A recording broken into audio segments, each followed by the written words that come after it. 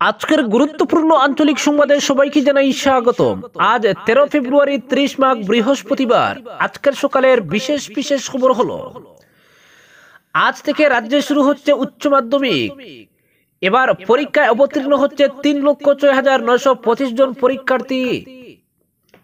Deadline 31 December.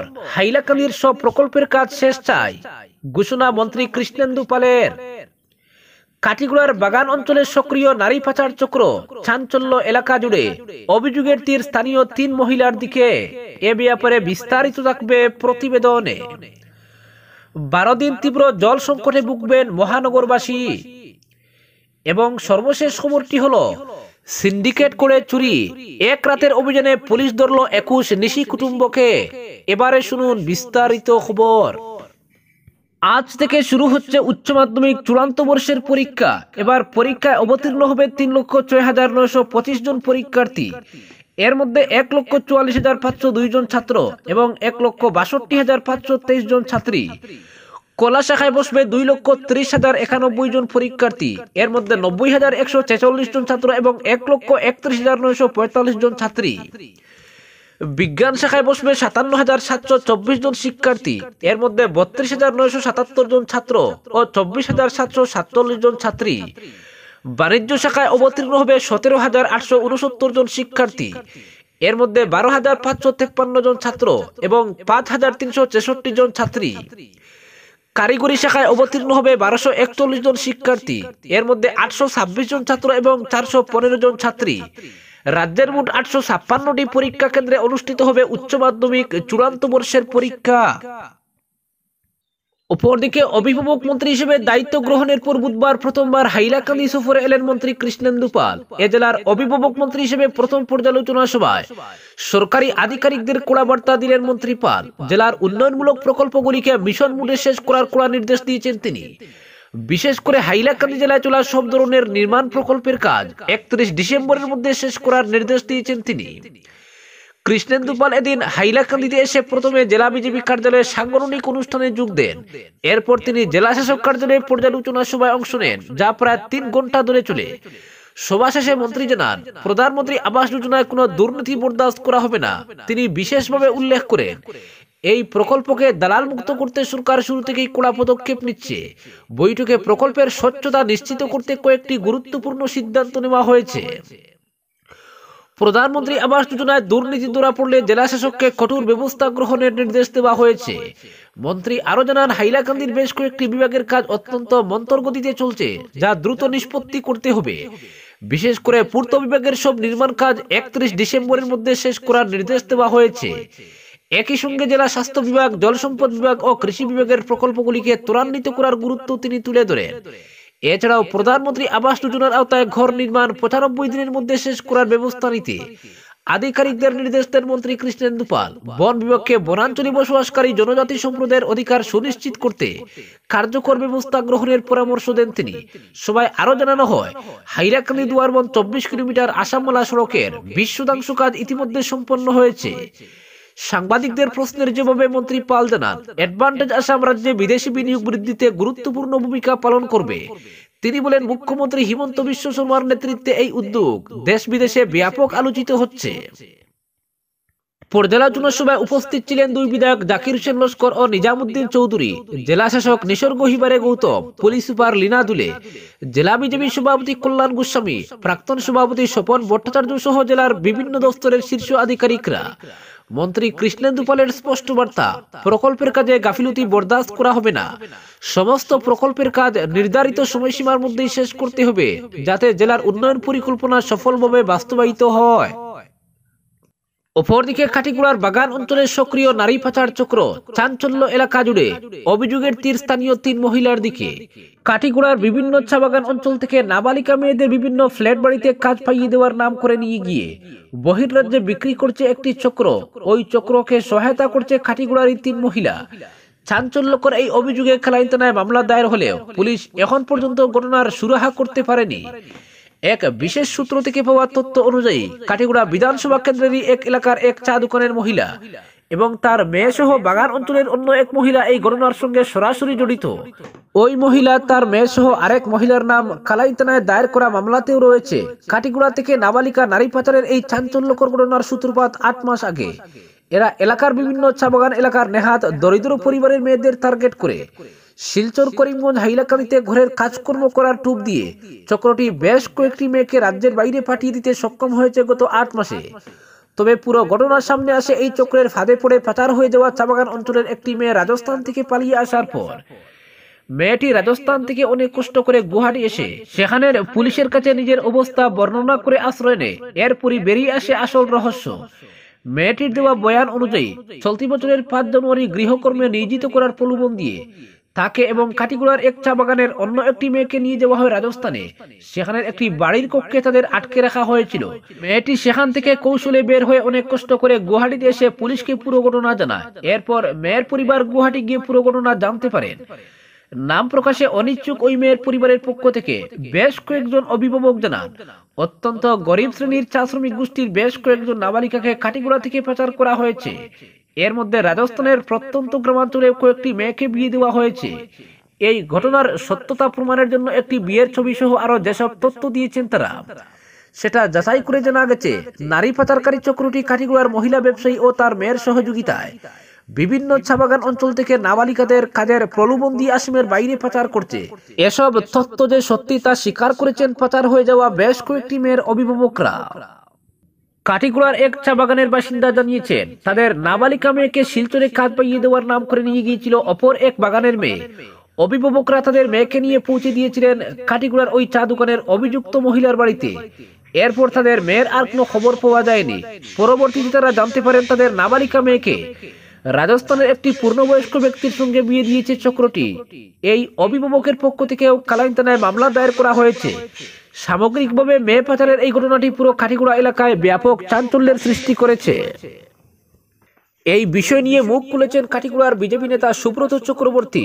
Subrata বাবু বলেছেন কাটিগুড়ার বিভিন্ন প্রত্যন্ত অঞ্চল থেকে ছোট ছোট মেয়েদের বাইরে নিয়ে বিক্রি করা হচ্ছে বলে পাকা খবর রয়েছে। এই পাচার বাণিজ্যে কাটিগুড়ার 3 মহিলার নাম সামনে এসেছে। এই 3 মহিলাকে তদন্তের আওতায় আনা খুবই জরুরি। অন্যথায় কাটিগুড়া থেকে আরো অনেক মেয়ে বাইরে পাচার হয়ে যাওয়ার সম্ভাবনা রয়েছে বলে মত প্রকাশ করেছেন সুব্রত বাবু। এই ঘটনা নিয়ে কালাই থানার ওসি কুলেন্দ্র কুমার হুজুরিকে প্রশ্ন করা হলে তিনি জানিয়েছেন নারী পাচারের ঘটনা সম্পর্কে থানায় এজাহার দায়ের হয়েছে। পুলিশ তদন্তে নেমে বেশ কিছু তথ্য পেয়েছে। তবে গোপনীয়তা রক্ষার জন্য তথ্য খুলসা না করে ওসি হুজুরি জানিয়েছেন আগামী 1 মাসের মধ্যেই কাটিগুড়া থেকে পাচার হওয়া সব মেয়েকে উদ্ধার করার পুরো সম্ভাবনা রয়েছে। সঙ্গে পাচারকারী দলের সদস্যদের আটক করা সম্ভব হবে বলে জানান ওসি হুজুরি। অপরদিকে 12 দিন তীব্র জল সংকটে ভুগবেন মহানগরবাসী। তীব্র জল সংকটে ভুগবে মহানগরবাসী। মহানগরের পানীয় জলের তীব্র সংকটের সময় 12 দিন জল সরবরাহ বন্ধ করে পাইপের ডাকনা সহ অন্যান্য গোলযোগ দেখাশোনা করার জন্য এই পদক্ষেপ নিয়েছে জল বোর্ড। রোবটিক সমীক্ষার জন্য 3টি পর্যায়ে জল সরবরাহ বন্ধ রাখা হবে। 15 ফেব্রুয়ারি পর্যন্ত বন্ধ থাকবে জল বোর্ডের সরবরাহকৃত জল।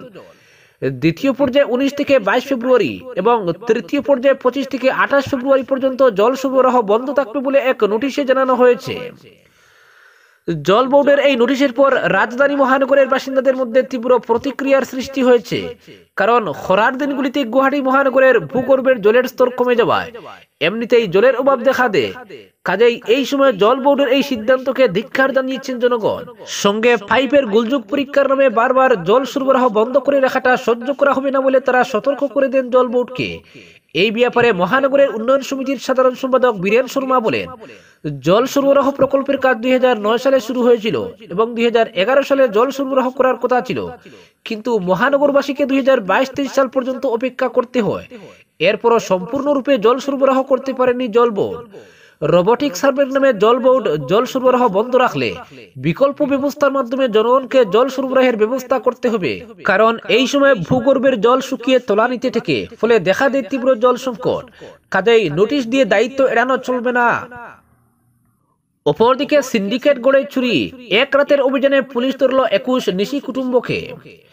এবার সিজকে চুরে দিল সিন্ডিকেট, তাও খুদ শিলচর শহরের বুকের উপর। সিন্ডিকেটও হেলাফেলার নয়, রীতিমতো গোপন মিটিং ডেকে এলাকা ভাগাভাগি করে শহরের এক এক পাড়ায় এক এক নিশি কুটুম্ব গৃহস্থের বাড়িতে হানা দিচ্ছে।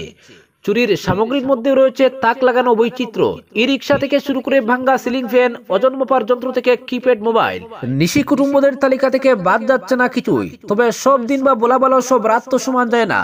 যেমন গেল না মঙ্গলবারের রাত্রি, পুলিশের ব্যাপক অভিযানে শহরে ধরা পড়ে গেল 21 জন চোর। বুধবার সদর থানায় সাংবাদিকদের ডেকে এনে পুলিশ সুপার নুমল মাহাত্তা চোরেদের ক্যামেরার সামনে দাঁড় করিয়ে ঘোষণা করলেন অভিযান জারি থাকবে। তবে সাম্প্রতিক সময়ে শহরের যে দুইটা বড় ধরনের চুরি রীতিমতো চাঞ্চল্য সৃষ্টি করেছিল, সেগুলোর ক্ষেত্রে এখনো পুলিশের সাফল্য অধরা।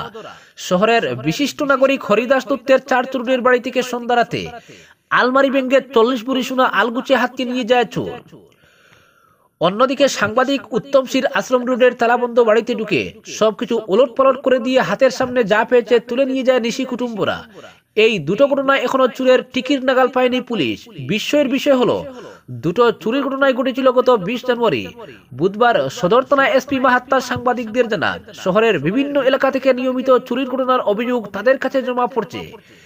নাগরিকদের মধ্যে এক ধরনের নিরাপত্তাহীনতাও দেখা দিয়েছে। এই পরিস্থিতিতে শিলচর পুলিশ চোর ধরার জন্য বিশেষ অভিযানে নামে। মাহাত্তা জানান, এলাকা জুড়ে 3টি টিম গঠন করে মাঠে নামে শিলচর পুলিশ। এক একটি টিমের নেতৃত্বে এক একজন ডিএসপি, তাদের উপর অতিরিক্ত পুলিশ সুপার ও পুলিশ সুপার ক্রাইম। মাহাত্তা জানান, পুলিশের কাছে খবর আসে যে রাঙ্গিরখাড়িতে চুরিদের একটি গোপন সভা হয়েছে। সেই সভায় চুরিরা কোন এলাকায় কারা চুরি করবে সেটার একটি রূপরেখা তৈরি করে এসপির ভাষায় এরিয়া অফ জুরিসডিকশন, চুরিদের সভায় একটি সর্বসম্মত সিদ্ধান্ত গ্রহণ করা হয়। এসপির ভাষায় প্রকল্প বা যোজনা ঠিক করে চুরিরা সিদ্ধান্ত নেয় যে যে এলাকা যার যার ভাগে পড়েছে তারা সেই এলাকাতেই নিজেদের কাজকর্ম সীমাবদ্ধ রাখবে, কেউ অন্য এলাকায় ঢুকবে না। রীতিমতো জেন্টলম্যান এগ্রিমেন্ট। এরপর গতকাল শেষ রাত থেকে শুরু হয় ব্যাপক অভিযান। সদর পুলিশ ও টাউন ব্রাঞ্চের টিমে 10 জন নিশি কুটুম্ব, গুঙ্গুর, রাঙ্গিরখাড়ি ও ন্যাশনাল হাইওয়ে ফাঁড়ির টিম পাকড়াও করে 4 জনকে। শ্রীকুনা, তারাপুর, মালুগ্রাম, শালচাপড়া, অরুণাচল টিমের হাতে ধরা পড়ে 6 জন। এসপি এদিন চোরেদের যে তালিকা দিয়েছেন তাতে 20 জনের নাম রয়েছে, তবে তিনি জানিয়েছেন মোট ধৃতের সংখ্যা 21। সদর পুলিশ যে 10 জনকে আটক করেছে তাদের ঠিকানা বেরেঙ্গা, মধুরবন, বেতুকান্দি থেকে শুরু করে কালীবাড়ি চর, বিলপার, পদ্মনগর। একজন তো আবার উত্তর ত্রিপুরার কুমারঘাটের বাসিন্দা। তাদের কাছ থেকে পাওয়া গেছে যেসব সামগ্রী তাতে ই রিক্সা, এলইডি টিভি, মোবাইল ফোন থেকে শুরু করে ভাঙ্গা সিলিং ফ্যান, তামার তার, জলের কল, ইমিটেশনের গয়না সবই রয়েছে। ঘুঙ্গুর পুলিশ যাদের ধরেছে তাদের বাড়ি অম্বিকাপুর 6ষ্ঠ খণ্ড থেকে শুরু করে কুয়ারপাড়, ফকিরটিলা, শিশু মন্দির রোড। এই 4 জনের কাছ থেকে পাওয়া গেছে লোহার পাত, লোহা ওজন করার মেশিন। শ্রীকুনা পুলিশ যে 6 জনকে ধরেছে তাদের বাড়ি শালচাপড়া, শ্রীকুনা, রামনগর থেকে শুরু করে মালুগ্রাম, কাশীপুর। তবে তাদের কাছ থেকে কি কি পাওয়া গেছে এর কোনো তালিকা এসপির বিবৃতিতে নেই। মাহাত্তা জানিয়েছেন অভিযান চলবে, যাদের গ্রেফতার করা হয়েছে তাদের জেরা করে আরো কারা চুরিতে জড়িত তাদের নাম ঠিকানা বের করার প্রক্রিয়া চলছে। অন্যদিকে যেসব সামগ্রী উদ্ধার করা হয়েছে সেগুলো কোন বাড়ির সেটা যাচাই করে ফেরত দেওয়ার চেষ্টাও চলছে। তবে উদ্ধার হওয়া সামগ্রীর তালিকা থেকে একটি বিষয় স্পষ্ট, এই নিশি কুটুম্বরা যতই সিন্ডিকেট স্টাইলে এলাকা ভাগাভাগি করে চুরি করুক না কেন, তাদের নজর খুব উঁচু দরের নয়। মাহাত্তা যদিও কিছু বলেননি, তবে এমনটা ধারণা করা যায় যে নেশার সামগ্রী কেনার জন্যই হাতের সামনে যা পেয়েছে সেটাই তুলে নিয়ে এসেছে। গত 20 জানুয়ারি সন্ধ্যা রাত ও গভীর রাতে যে দুইটা বড় ধরনের চুরি হয়ে গেল, সেগুলোর ক্ষেত্রে পুলিশের কাছে সাফল্য এখনো অধরা। জানা গেছে হরিদাস দত্তের বাড়ির চুরির ঘটনা নিয়ে 82 জনের স্বাক্ষর সংবলিত একটি চিঠি সোমবার পুলিশ সুপারের হাতে তুলে দিয়েছেন শহরের বিশিষ্ট জনেরা। অন্যদিকে অপর চুরিটির ক্ষেত্রে পুলিশের এখন পর্যন্ত কোনো সাফল্য না দেখে রীতিমতো হতাশা ব্যক্ত করে একটি চিঠি পাঠানো হয়েছে রাজ্যের পুলিশ প্রধানের কাছে। এরপরে অ্যাকশন মোডে শিলচর পুলিশ, এক রাতেই পাকড়াও করে ফেলা হয়েছে 21 জন চোরকে। এদিকে হরিদাস বাবু বলেন, এসপির সঙ্গে তারা যোগাযোগ করার পর পুলিশের একটি দল তাদের বাড়িতে এসে খোঁজখবর করেছে, কিন্তু বাড়ির লোকেরা তারা কাকে সন্দেহ করছেন সেটা নির্দিষ্ট করে বলার পরও পুলিশ সেভাবে জেরা করছে না। আক্ষেপের সঙ্গে একথা বলেছেন হরিদাস বাবু। চাঞ্চল্যকর জোড়া চুরির পর 24 দিন কেটে গেছে, কিন্তু পুলিশ এখনো চোরেদের ধরতে না পারায় রীতিমতো হতাশ হরিদাস দত্ত, উত্তম সিরা। আজকের বিশেষ সংবাদ এখানেই সমাপ্ত।